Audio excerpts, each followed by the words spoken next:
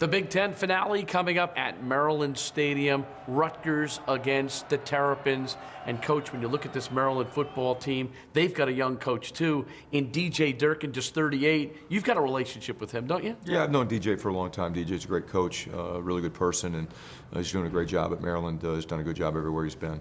I look at the pressure that this team puts on quarterbacks. They've got 27 tackles for loss just with 3 guys alone. What about that challenge? Yeah, that's a challenge. That's been one of our struggles so far up front this year is movement and pressure coming from the defensive front 7 of the opponent.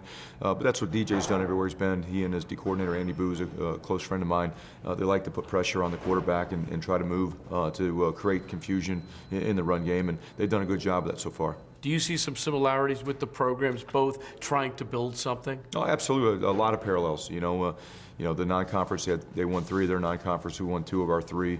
They beat Purdue and found a way to beat Michigan State.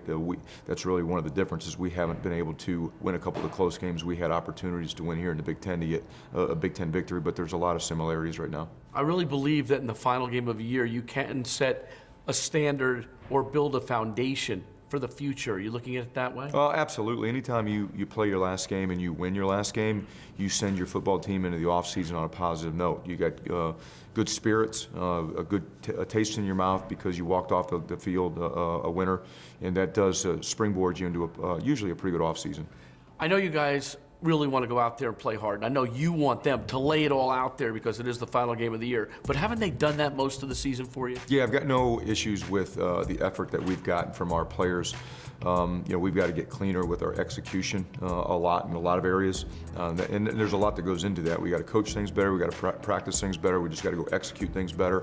And a lot of that will happen in time. But the effort has been there. Have no issues with the way our guys have gone out and laid it on the line for each other. And all through the year, you've talked about 2 big things: development and recruitment. Yeah. That's got to be the focus when you're building a program, correct? There's no doubt. As I look at this offseason, what do we have to do? We've got to continue to develop. This is a developmental program. That means I got to help develop coaches.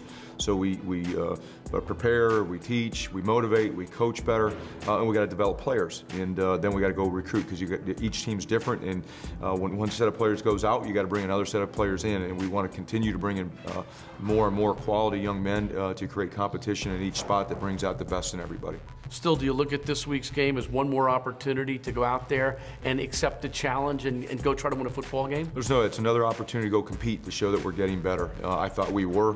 We've stumbled the last 2 weeks. We played, Penn State was a pretty good football team. And Michigan State, I still think, is a really good football team, even though the record is different than what a lot of people may think that it should be. But this is another opportunity to go compete and have an opportunity to win. Coach, good luck to you. Thank you. Appreciate it. That's it for this edition of Our Football with Chris Ash. I'm Bruce Beck. Look forward to seeing you next week, everybody.